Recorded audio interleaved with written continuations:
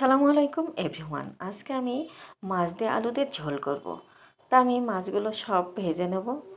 আমার মাছগুলো ভাজা হয়ে গেছে। এবার কড়াই আর একটু তেল দিয়ে আলুগুলো ভেজে নেব।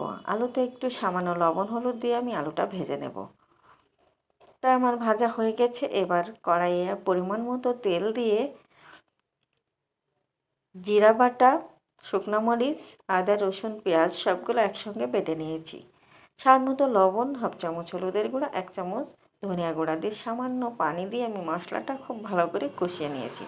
নিয়ে ভাজা আলুগুলো দিয়ে একটু কষতে হবে সামান্য পানি দিয়ে। খুব বেশি পানি দেব না, যেহেতু আলুটা ভাজা অল্পতেই সিদ্ধ হয়ে যাবে। তা আলুটা সিদ্ধ হয়ে গেছে। এবার আমি ঝোলের জন্য পানি দিয়ে দিয়েছি। এবার মাছগুলো দিয়ে ঢাকনা দিয়ে ঢেকে দেব। নামানোর আগে আমি ধনিয়া পাতা দিয়ে নামিয়ে নিয়েছি। তা রেডি। আল্লাহ হাফেজ।